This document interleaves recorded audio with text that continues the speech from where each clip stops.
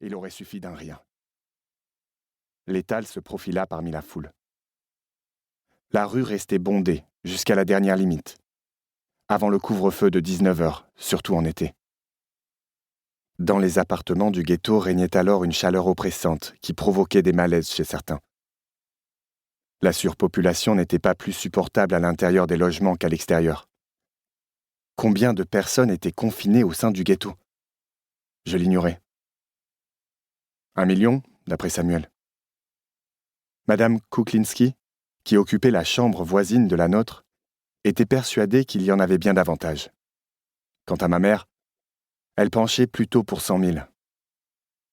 Quoi qu'il en soit, notre appartement conçu pour une seule famille en abritait à présent 4, ce qui était monnaie courante.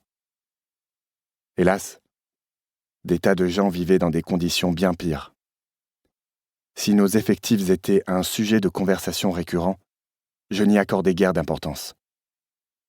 Ma vue et mon odorat m'indiquaient que nous étions bien trop nombreux au sein du ghetto.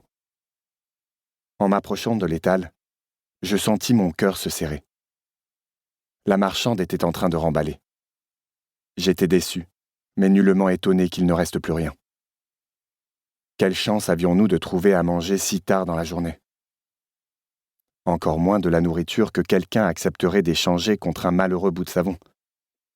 Davidek et moi étions passés devant une boutique qui vendait des œufs, réglables uniquement en zouoté. « Attends-moi ici. J'en ai pour 1 minute, » murmurai-je à mon frère. Sans protester, il s'assit sur le perron d'un immeuble. J'aurais pu l'emmener. Hélas, notre famille était tombée si bas au fil de ces années d'occupation que je refusais qu'il me voie mendier.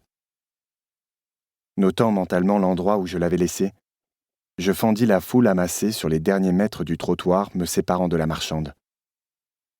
Avant même que je n'aie prononcé un mot, celle-ci secoua la tête.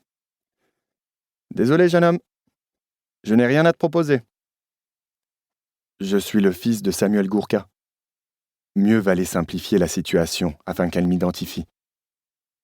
Il y a quelques mois, il vous a soigné une dent, vous vous souvenez? Dans son cabinet de la rue Mila.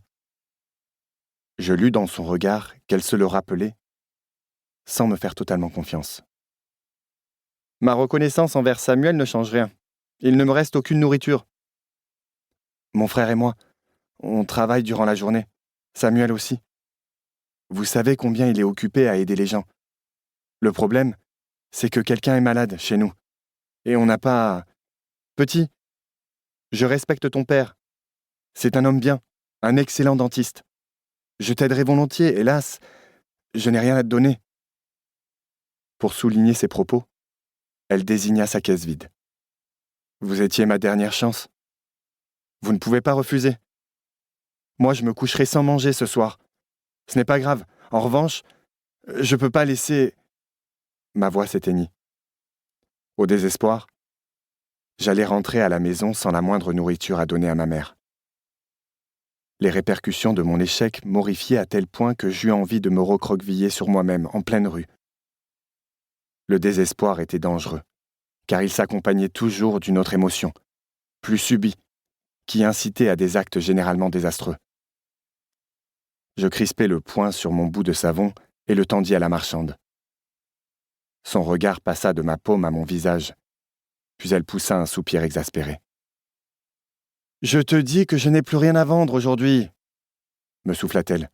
« Si tu veux trouver à manger, il faut venir plus tôt dans la journée. » Cela nous est impossible. Vous ne comprenez donc pas? Il faudrait que l'un de nous ne travaille pas. Samuel tenait à peine le coup. Il arrachait des dents du matin au couvre-feu et était rarement rémunéré. Ses patients, des gens modestes, n'avaient plus un sou. Son travail était vital, et pas seulement parce qu'il procurait un semblant de réconfort à des gens qui, par ailleurs, souffraient énormément. De temps à autre, Samuel rendait service à un membre de la police juive, ou même à un soldat allemand de passage.